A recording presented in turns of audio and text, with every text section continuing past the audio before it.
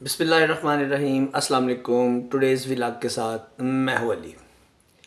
آج 19، 20 اور 21 ایام شہادت امام علی علیہ السلام کا یہ سلسلہ چل رہا ہے، اور انہی ایام میں جب شہادت اور ولادت دو موقع ایسے آتے ہیں جو ہمیں ان کی خوشی کے ساتھ خوشی اور ان کے غم کے ساتھ ہمیں غم منانا چاہیے۔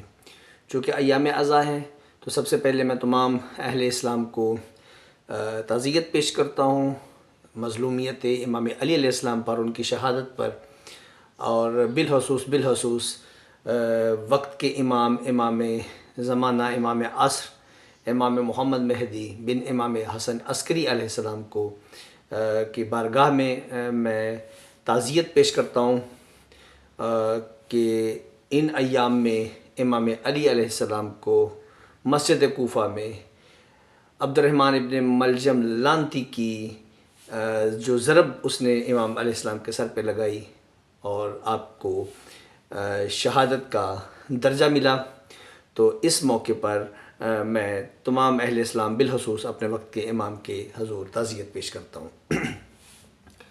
اب یہ شہادت جو امام کی ہے نا، یہ ظاہر کرتی ہے کہ جس طرح نبی صلی اللہ علیہ وآلہ وسلم آخری نبی، اور ان کے بارے میں محمدً عبدہ و رسولہ، عبد ہیں اور اللہ کے رسول، اللہ کے بندے ہیں اور اللہ کے رسول ہیں، اور بعد از رسالت مآب صلی اللہ علیہ وآلہ وسلم امام علی علیہ السلام پہلے امام، وہ ہمارے پہلے امام ہیں، اور وہ امامت کے عہدے پر جو ہے انہوں نے وہ آگے سلسلہ چلا سارا۔ تو یہ شہادت جو ہے یہ ظاہر کرتی ہے کہ مولا علی علیہ السلام خصوصی ایک، یہ تو کل جہاں سے اللہ کے بعد محمد مصطفیٰ صلی اللہ علیہ وسلم اور ان کے بعد امام علی علیہ السلام افضل ترین شخصیت، نور بھی ہیں اور خاک کے پتلے میں ہم لوگوں کی رہنمائی کے لیے اس زمین پر اترے ہیں۔ تو ان کی شہادت سے یہ ظاہر ہوتا ہے کہ اللہ کوئی اور ہے اور مخلوق اور ہے۔ یہ ایک جیسے کہتے ہیں خاموش سا میسج۔ میں جلدی سے اپنے ٹاپک کی طرف آتا ہوں۔ امام حسن مجتبیٰ علیہ السلام کی شان میں ایک ننھا منا جاہل ذاکر قصیدہ پڑھ رہا ہے۔ وہ قصیدہ کیا پڑھ رہا ہے؟ پہلے قصیدہ سنیے، پھر اس پہ میں ڈیٹیل سے گفتگو کرتا ہوں۔ ویکھئی اللہ کتھے ویکھئی اللہ بھی زیارت کو افلاک سے آتا ہے، افلاک سے آتا ہے، جب چہرے سے میں اپنے، جب چہرے سے میں اپنے پردے کو ہٹاتا ہوں۔ مولا حسن بادشاہ پاک نبی دی حتن دے سوار لب متحرک ہوئے نے، سرکاری حسن بادشاہ لوگوں نے پاس مخاطب ہو کے فرما رہے ہیں، چرچے نہ کرو لوگو میرے آگے حسینوں کے، میرے آگے حسینوں کے، یوسف سے ہزاروں کو، یوسف سے ہزاروں کو، یوسف سے ہزاروں کو میں خود ہی بناتا ہوں، یوسف سے ہزاروں کو شاباش جو سرکار لوگوں نے فضل و خطر ہو کے اپنے اختیار بڑھے حسن، لوگوں نے فضل و خطر ہو کے علی امیر دا امیر حسن وجڑا فرما رہے ہیں، نازل ہوا اماں پہ توحید کا مظہر ہوں، توحید کا مظہر ہوں، میں طور پہ موسیٰ کو، میں طور پہ موسیٰ کو جلوہ بھی دکھاتا ہوں، میں طور پہ موسیٰ کو۔ نعوذ باللہ، استغفر اللہ رب من کل ذنب واتوب الیہ۔ پہلی بات، ممبر پر صاحب علم کا بیٹھنا ضروری ہے۔ تاریخی معاملات میں جو تاریخی جو آج تک جو فرقوں کا باعث بنی جو چیزیں، وہ ممبر رسول اللہ صلی اللہ علیہ وآلہ وسلم پر متنازع معاملات پہ، تو آج تک وہی چلتے آ رہے ہیں، اور ہمارا یہی موقف ہے کہ ممبر رسول اللہ صلی اللہ علیہ وآلہ وسلم پر کسی بھی قسم کے جاہل انسان کو براجمان نہیں ہونا چاہیے۔ اس بچے کو شاید ہی کوئی توحید کے متعلق ہو نہ ہو۔ ذکر تو امام حسن مجتبیٰ کا کر رہا ہے کہ جن کے والد گرامی نے نہج البلاغہ میں توحید کے بارے میں ایسے کلمات ادا کیے ہیں کہ ہم جیسے عام انسانوں کی عقل دنگ رہ جاتی ہے کہ مولا علیہ السلام نے توحید کو کس لیول پہ دیکھا، کس لیول پہ پایا ہے، اور وہ کتنے بہترین بعد از رسول اللہ بہترین توحید پرست۔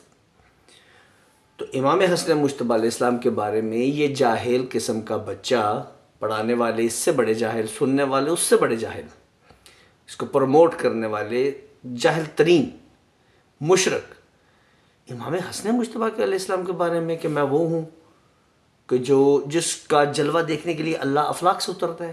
اللہ ہر جگہ موجود ہے، اللہ تو ہماری شہرک سے بھی زیادہ قریب ہے۔ اور امام حسن مجتبیٰ علیہ السلام کا نام استعمال کر کے جو شرک کا ایک بہت بڑا شرک سے بھرپور قصیدہ یہ جو اس لعنتی قسم کے بچے نے پڑھا ہے، وہ کسی بھی قسم کا رعایت کا مستحق نہیں ہے، کیونکہ اللہ تعالیٰ ذات اتر رہا ہے افلاک سے۔ جب امام حسن مجتبیٰ علیہ السلام اپنے چہرے سے پردہ ہٹاتے ہیں تو وہ زیارت کے لیے اترتا ہے، نعوذ باللہ ثم نعوذ باللہ۔ پھر دوسرے فقرے میں کیا کہا ہے جناب انہوں نے کہ ہزاروں یوسف، یہ حسن وغیرہ حسین میرے سامنے نہ رکھیں، کئی یوسف میں بناتا ہوں، خالق خلق اللہ ہے، نوٹ کرتے جائیے گا، خالق اللہ، مالک اللہ، رازق اللہ، ٹھیک ہے۔ پھر آگے تیسرے فقرے میں مجھے تو دہراتے ہوئے بھی خوف آ رہا ہے کہ کہیں میں بھی اس گناہ میں کہیں شامل نہ ہو جاؤں، اللہ تعالیٰ کی ذات معاف فرمائے۔ لیکن اس قصیدے کو سنا کے یہ میں آپ لوگوں کو یہ بتا رہا ہوں کہ خدا را ممبر کو باعث توہین خدا نہ بنائے۔ اگر اللہ کی ہی جو اصل جگہ ہے وہ وحدہ لا شریک ہے، مالک ہے، خالق ہے، رازق ہے، ان اللہ علی کل شیء قدیر ہے، لیکن اس کے مقام کو جس نے انبیاء اتارے کہ وہ پہچانا جائے، تو جب اسی کی ذات کے ساتھ شرک کیا جائے، اور پھر صرف توہین خدا نے توہین اہل بیت بھی کر دی کہ آپ نے وہ کام سیم کر دیے، اور پھر وہ جو جناب موسیٰ علیہ السلام کو جلوے جو دکھانے والی چیز ہے وہ بھی وہ مولا امام حسن مجتبیٰ تھے۔ اب خدا کے بندو اس بندے کو کہاں جسٹیفائی کرو گے؟ پھر ممبر کا استعمال کس کا ممبر؟ فقہ جعفریہ، شیعوں کا ممبر جناب، شیعوں کا یہ ذاکر ہے جناب جو شرک کر رہے ہیں۔ تو کیا یہ مولا علیہ السلام کی جو بیان کردہ توحید ہے اس کی روشنی میں یہ بچہ صحیح کہہ رہا ہے؟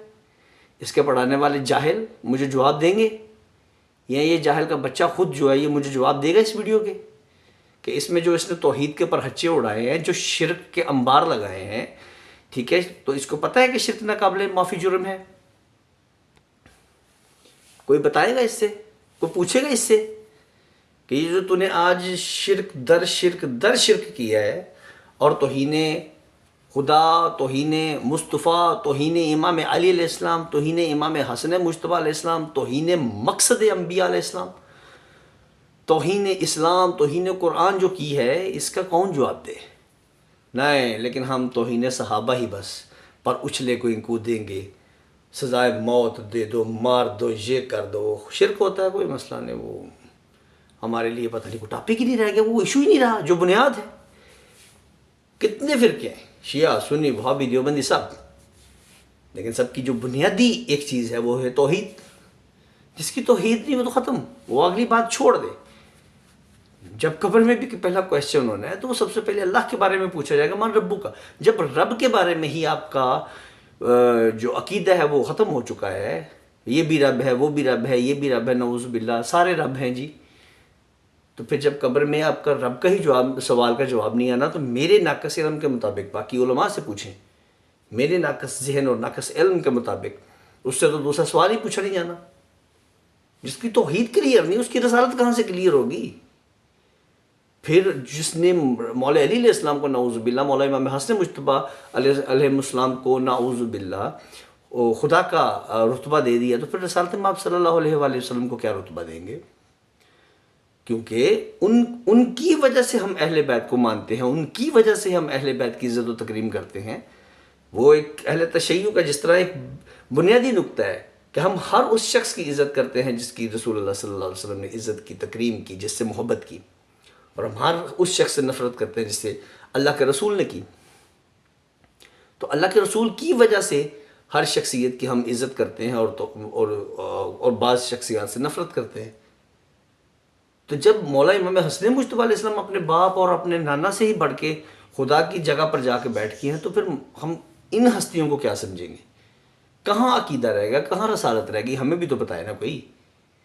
جب تک اس طرح کے شیطان ممبر پر رونق افروز ہوتے رہیں گے، میں ویڈیو بناتا رہوں گا اور ان کو کنڈیم کرتا رہوں گا، ان کے چہروں سے نقاب الٹ کے بتاؤں گا کہ اس چیز کا اثر فقہ جعفریہ شیعہ اثنا عشریہ سے کوئی تعلق نہیں ہے۔ شیعہ اثنا عشریہ میں توحید مکمل مستحکم، توحید پہ کوئی کمپرومائز نہیں ہے، کیونکہ مولا علیہ السلام جیسا توحید پرست بعد از رسول اللہ ہے ہی کوئی نہیں۔ انہوں نے توحید ایسی بیان کی، برسر سجدہ جب کربلا کے میدان میں امام علی مقام نے دیا تو کیا کہا؟ رضن بے قضائی تسلیم لامری، میں اللہ تیری رضا میں راضی، تیرے آگے سر ہم تسلیم ہوں۔ وہ اللہ کے آگے جھک رہے ہیں، اللہ کے شکر ادا کر رہے ہیں۔ کچھ علماء نے لکھا جی کہ امام حسین علیہ السلام نے یہ بھی کہا ہوگا، یہ خیال تحیل آتی ہے، کربلا میں نہیں ہے لیکن تحیل آتی، کہ بے شک کوئی بعید نہیں کہ امام نے کہا ہوگا کہ یا اللہ میرے پاس اور بھی کچھ ہوتا تو میں تیری راہ میں قربان کر دیتا۔ وہ توحید پر سب کچھ لٹا رہے ہیں، توحید بچا رہے ہیں، دین بچا رہے ہیں، اور یہاں پر دین کی انہی کا نام لے کے دین کی جو ہے وہ پرہچے اڑائے جا رہے ہیں، شرک سر عام ہو رہا ہے۔ کوئی غیرت مند تھا اس مجلس میں کھڑے ہو کے کہتا نیچے اتر بے غیرت کہیں گے؟ تو انہیں تو مولا امام حسن مجتبیٰ کی توہین کر دی ہے ایسے الفاظ کہہ کے۔ نہ انہوں نے کہے، نہ انہوں نے ایسا کوئی ایکٹ کیا، اور یہ سب کچھ کروا رہا ہے ان سے۔ میں اس ویڈیو کے ذریعے اس نابالغ بچے کو اور اس بے وقوف بچے کو، اس جاہل ترین مشرک انسان کو کہوں گا کہ کسی عالم دین سے رابطہ کرے اور اپنا سزا اور پھر اللہ اس سے معافی مانگ کر اور دوبارہ کلمہ پڑھے۔ یہ اس دائرہ اسلام سے خارج ہو چکا ہے جس نے شرک کیا ہے۔ خدا را اپنے بچوں کو بچائے، اپنے ممبر کو بچائے، جو انجمنیں بیٹھی ہوئی ہیں، جو ترڈے والے ہیں، جو مجلسیں کرواتے ہیں، خدا کا خوف کھائے۔ اگر انہوں نے توحید کے اسی طرح چھوڑ دے مجلسیں، کسی کام نہیں آئیں گی۔ لہٰذا بچے، اب خود بچیں، اپنی اولادوں کو بچائیں، اور اللہ تعالیٰ کی ذات ہم سب کو صحیح معنوں میں قرآن اور اہل بیت کو سمجھنے اور ان کے بتائے ہوئے راستے پر عمل کرنے کی توفیق عطا فرمائے۔ انٹل نیکسٹ ویڈیو، اللہ حافظ۔